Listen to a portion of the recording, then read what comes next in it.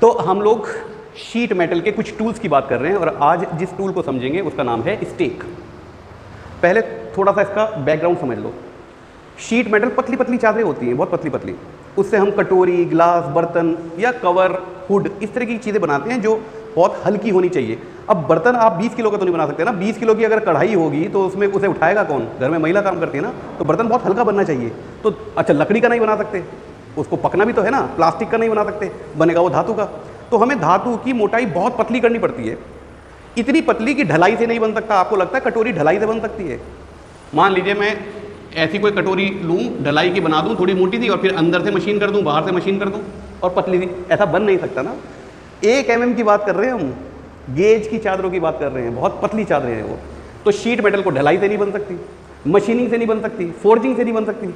हमारे पास एक ही तरीका रह जाता है कि हम उसको शेप दे दें, उतनी पतली चादर ले लें, उसको शेप दे दें, किसी तरीके से जॉइंट लगा दें और हम अपना सामान बना लें। उसको फॉर्मिंग कहते हैं। मतलब हम मोड़ के, तरोड़ के, ऐंठ के हम शेप देना चाहते हैं। रॉ मटेरियल हमारा उतना ही पतला होगा, हम रॉ मटेरियल को मशीनिंग से नहीं कम कर रहे हैं और कास्टिंग के सांचे इतने पतले नहीं बना, मतलब कास्टिंग इतनी पतली नहीं बन सकती। ढलाई देखते हैं, कपलिंग वगैरह मोटी मोटी तो होती हैं। कभी तार देखा है ढलाई का? तार बना दिया और ढलाई से नहीं देखोगे ना, ठीक है। तो हमारे पास फॉर्मिंग ही एक तरीका रह जाता है बच्चों।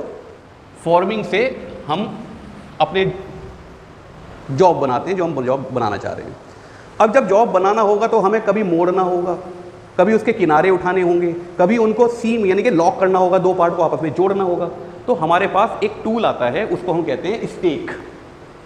ये stake sheet metal worker use करता है, टिनमैन यूज़ करते हैं और इनसे अपने मन वांछित आकार दे देते हैं उस रॉ मटेरियल में। पहले इसके बारे में थोड़ी इसकी शेप और पार्ट्स के नाम के बारे में चर्चा कर लेते हैं।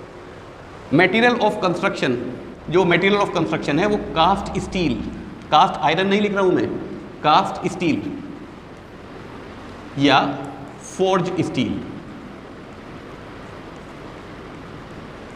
मतलब ये जो टूल है खुद तो फोर्जिंग से बनाया जाता है, लेकिन इसके द्वारा जब हम शीट मेटल का कोई जॉब बनाते हैं तो वो फॉर्मिंग से बनाते हैं। इसके पार्ट्स के नाम की बात कर लेते हैं।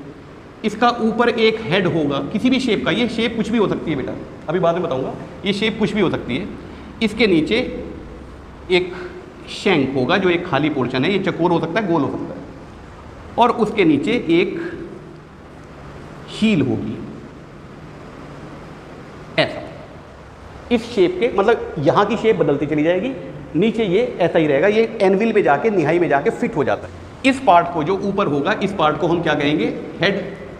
इसमें तो कोई दिक्कत नहीं होनी चाहिए, जो ऊपर है उसको सर कहेंगे। इसके अलावा इसका एक नाम और है, वो याद रखना पड़ेगा, हॉर्न। इस नाम को बहुत यूज़ करते हैं, हेड या हॉर्न कहते हैं। हॉर्न कहते हैं सींग को, सबसे ऊपर सींग ही होता है, सिर के ऊपर सींग होता है। तो कुछ शेप ऐसी होती है जो सींग जैसी दिखाई देंगी आपको, इसलिए उसको हॉर्न कहा जाता है, ठीक है। बीच के इस पार्ट को शैंक कहेंगे और नीचे इस पार्ट को हील कहेंगे। हील वो पार्ट है जिसमें वो बेंच प्लेट में या निहाई में, जिसको हम एनविल कह रहे हैं, वहाँ पर एक जगह बन रही होगी, उसके अंदर जाके फिट हो जाता है, खड़ा हो जाता है, उसके ऊपर हम काम करते हैं, ठोका पीटी करते हैं। यहाँ तक कोई दिक्कत नहीं है। कास्ट स्टील का या फोर्ज स्टील का ये बना हुआ होता है, ठीक। तो पार्ट्स के नाम हो गए, मटेरियल ऑफ कंस्ट्रक्शन हो गया। अब एक एक करके इनको समझते हैं। शेप के अनुसार इनके कुछ नाम दे रखे हैं, शेप के अनुसार। पहला है राउंड बॉटम। ये जो चित्र आपके सामने है ये राउंड बॉटम स्टेक का है। इसका क्या उपयोग है ये देख लीजिए। ये हटा दूं, पार्ट के नाम तो हटा दूं अब। इसका जो ऊपर का सिरा होता है ना बच्चों, ये थोड़ा सा ऐसे होता है, कॉन्वेक्स शेप का होता है, ऊपर से उठा हुआ होता है। मतलब ये हिस्सा थोड़ा ऐसा होगा, ऐसा ऊपर से उठा हुआ। अब मान लीजिए आपको कोई इस तरह की शेप देनी है, हॉलोइंग करनी है। मतलब एक शीट मेटल थी, एक प्लेट थी आपके पास ऐसी, और बीच में आपको इसको गड्ढा करना है, हॉलोइंग करना है, मतलब इसको बीच में डिप्रेशन देना है, तसले जैसी कोई चीज़ बनानी है आपको। तब हम क्या करेंगे, इस शीट को इसके ऊपर रखेंगे और मैलेट से यहाँ ठोकेंगे इसको। फिर जब ये गोलाई आ जाएगी तो आगे ले जाएंगे। मार्किंग पहले हो ही रखी होगी हमारी कि कहाँ कहाँ हमने फॉलो करना है। इसको इसके ऊपर सरकाते जाते हैं, हथौड़ा मारते जाते हैं। लोहानी सराय में आपने बहुत लोगों को देखा होगा इस काम को करते हुए, ठक ठक ठक ठक ठक ठक। तो जिसके ऊपर रख के वो कर रहे हैं उसको हम स्टेक कहते हैं। इसको जिसके ऊपर रख के करते हैं उसको हम बेंच प्लेट कह रहे हैं। ठीक, यहाँ तक बात समझ में? ओके, तो ये पहला आपका शेप के अनुसार क्या हो गया, राउंड बॉटम स्टेक। अब दूसरी शेप की बात करते हैं, उसका नाम है हाफ मून स्टेक। जैसा मैंने आपको बताया नीचे की सारी चीज़ें वैसी ही रहेंगी, शैंक और हील ये ऐसे ही रहेगा। हील सबसे नीचे वाले जैसे जूते का हील होता है ना, वही हील ये फंस जाती है बेंच प्लेट पे जाके। अब हाफ मून कैसा दिखाई देगा भाई आपको?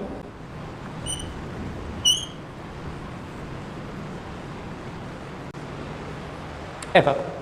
कोई दिक्कत है? इसकी शक्ल कैसी देख रही है? आधा चांद जैसी दे रही है ना। तो इसका नाम रख दिया हमने हाफ मून स्टेक। इसका क्या प्रयोग हो सकता है? इसका प्रयोग ऐसा ये हो सकता है, मान लीजिए आपको ये बनाना है, थोड़ा समझने की कोशिश करना बेटा, मैं जो ड्राइंग में बना रहा हूं आपको। अब शायद समझ में आ जाए आपको। हमारी एक प्लेट थी, उसके एक किनारे को हमने ऐसे खड़ा कर रखा है, समझ में आ गई? लेकिन प्लेट हमारी कैसी थी? ये प्लेट हमारी ऐसी थी, कर्व्ड थी।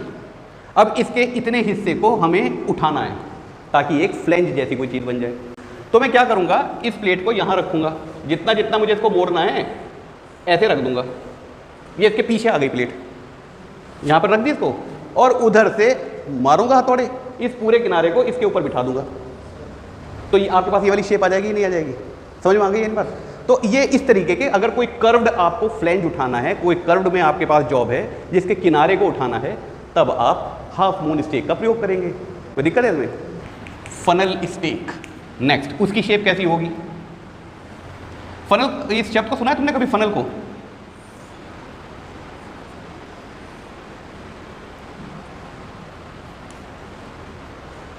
इसके हेड या हॉर्न, ये देख रहे हैं आप, सींग की तरह निकल रहे हैं, दोनों तरफ सींग की तरफ निकल जाते हैं, इसलिए इसको हेड या हॉर्न कहते हैं। स्टेक के ऊपर वाले हिस्से को, बीच वाले को शैंक कहते हैं, नीचे वाले को हील कहते हैं। ठीक है, आपने ये नाम सुना है फनल?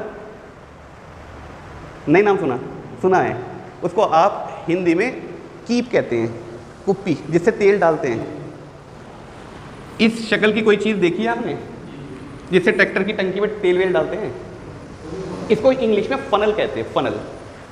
आप इस वाले हिस्से को देखो, क्या ये वाला हिस्सा वैसा नहीं दिखाई दे रहा, फनल जैसा दिखाई दे रहा है ना? इसलिए इसका नाम फनल स्टेक रख दिया। और इसको समझाने में कोई दिक्कत नहीं है। कहाँ यूज़ होता है? ये यूज़ होता है, मान लीजिए कोई आपको कोनिकल जैसे बाल्टी, उसका आकार देना है, इस पर शीट सीधी रखी जाएगी ऐसे, यहाँ से ठोकना शुरू करेंगे, वो घूमती चली जाएगी, आगे करते चले जाएंगे, घूमती चली जाएगी, आगे करते चले जाएंगे, और लकड़ी के हैमर योग करते हैं। बात समझ में आ रही है? अगला शेप है हैचेट। ये कैसी शेप होगी?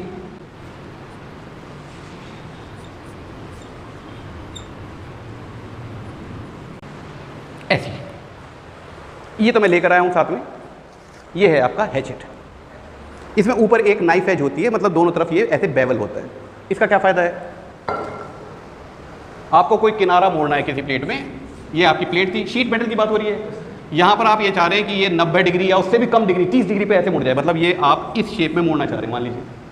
तो आप क्या करेंगे, इस प्लेट को यहाँ रखेंगे ऐसे, और जो भी इसकी बेंडिंग लाइन है वो आप बेंडिंग लाइन यहाँ रखेंगे, फिर पीछे से फिर हथौड़े बजाएंगे, हथौड़े बजा बजा के इसको इस पर मिला देंगे जिस डिग्री पे आपको चाहिए। टेम्पलेट होती है, टेम्पलेट से नापते रहते हैं वो डिग्री आ गई नहीं आ गई, जब तक नहीं आई तब तक उसको ठोकते रहो, आपको ये शेप मिल जाएगी। ये शीट मेटल है आपका, हमने इसको ऐसे मोड़ रखा है ऐसे।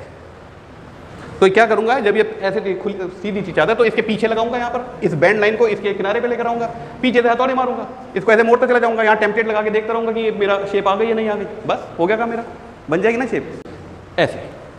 अगले शेप पे चलते हैं, बीक आयरन स्टेक। इसकी शक्ल कैसी होती है?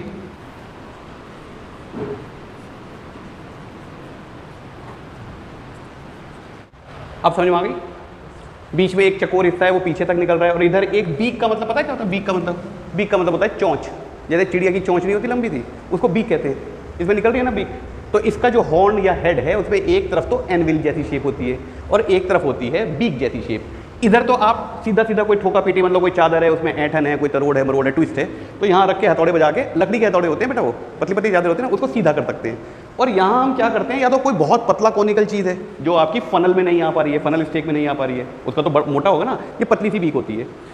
और या फिर अगर आपको कोई सीम, जैसे वो कल मैंने डब्बा दिखाया था ना, उसमें सीम ऐसे घुमा के और आपने ऐसे लॉक कर दिया उसको ऐसे, अब इसको ठोकना भी तो पड़ेगा ना इस सीम को पक्की करने के लिए, तो हम उस कनस्तर को इसके अंदर डाल के यहाँ हथौड़े बजाते रहते हैं, उसको आगे चढ़ाते रहते हैं, तो ग्रूविंग करने के काम आता है ये। इसके ऊपर यहाँ पर वो आपने कनस्तर रख दिया ऐसे, और यहाँ पर उसकी सीम रख दी, इसके ऊपर हथौड़े बजाएंगे तो फिर वो सीम लॉक होती चली जाएगी ना बेटा, समझ में आ रही है बात? तो ये है आपका बीक आयरन स्टेक।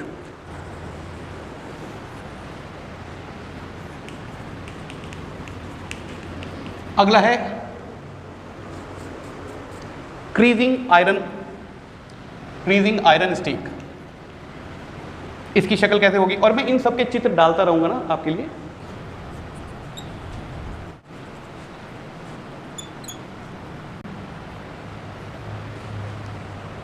समझ आ रहे हैं? ये भी मैं लेकर आया हूं, घबराओ मत। ये रहा, इसमें ये चकोर या गोल भी हो सकते हैं बेटा, ये इसमें ऐसे खांचे कटे रहते हैं। समझ में आ रही मैंने क्या बनाया था? तो इसके हेड में इस तरीके, ये किस काम आता है?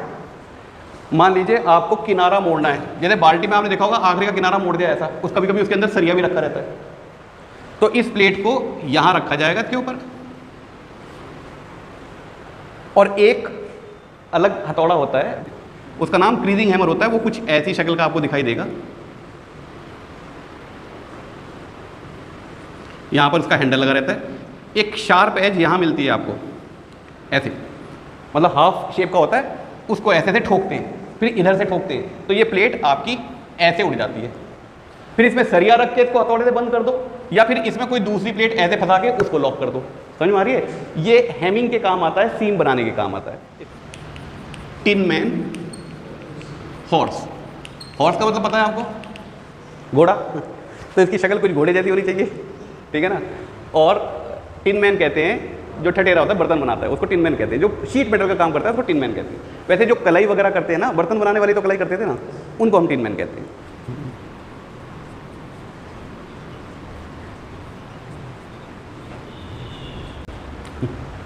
लग रहा है कुछ घोड़े जैसा लग रहा है, इसीलिए इसका नाम टिन मैन हॉर्स रखा गया है। ये क्या है, जैसे ये तो शैंक है आपका, ये हील है, इसके ऊपर यहाँ पर एक स्टैंड ऐसे जा रहा है नीचे ऐसे, और यहाँ पर दोनों जगह ये मोटा मोटा होगा बेटा ऐसे, मतलब इतना पतला नहीं होगा, ये मोटा होगा थोड़ा सा, ठीक है। और चित्र डाल दूंगा आपको, चित्र में ज़्यादा समझ में आ जाएगा। इसके अंदर यहाँ पर चकोर होल रहते हैं, उस होल में जाके ये फंसते हैं, हमारे हेड, छोटे छोटे हेड इसमें फंसते हैं। ये कहाँ काम आता है? ये कहाँ काम आता है? ऐसा हो सकता है ना कि आपका कोई बेलनकार जॉब इस शेप का हो,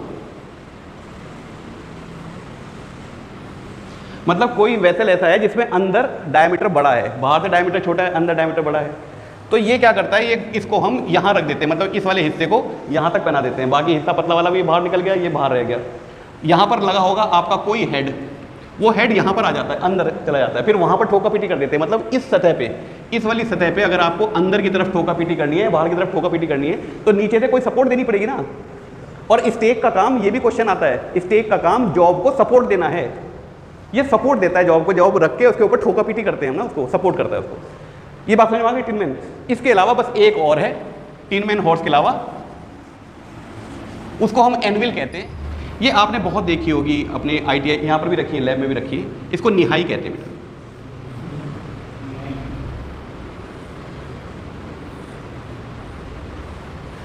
इस शेप की होती है, देखा है? कास्ट स्टील की या फोर्ज स्टील की बनी हुई सॉलिड लोहे की, इसके ऊपर ठोका पीटी करने के लिए इसको टिन मैन एनविल कहते हैं। इसके अंदर यहाँ पर चकोर, हील को पकड़ने के लिए चकोर खांचे बने रहते हैं, इनके ऊपर ही पकड़ा जाता है स्टेक। ये इस शेप की भी हो सकती है, और हो सकता है एक तरफ से ये गोल हो, ऐसा भी हो सकती है। ऐसी निहाई कहते हैं उसको हिंदी में, और इंग्लिश में उसको कहते हैं क्या? एनविल। ये कहते हैं एनविल। स्टेक और एनविल दोनों जॉब को सपोर्ट करने के लिए, ताकि हम उसमें कोई किनारा मोड़ सकें, कोई जॉइंट लगा सकें, कोई शेप दे सकें, बेंड कर सकें, फोल्ड कर सकें, इस तरीके की। ये सारा आपका स्टेक था। अब बताओ इसमें कोई चीज़ ऐसी है जो समझ में ना आई हो, जो मुश्किल हो, जो तुम्हें लगता हो कि हमें नाम याद नहीं रहेंगे? अरे घोड़े जैसी कोई चीज़ है तो उसमें देखना नीचे घोड़ा, कोई मून जैसी चीज़ है तो नीचे आंसर में देखना कोई मून जैसी चीज़ रखी है, राउंड कोई है तो राउंड बॉटम देखना कहीं। कोई सवाल आपका? तो आज इस लेक्चर को बस यहीं पे एंड करें। Thank you very much.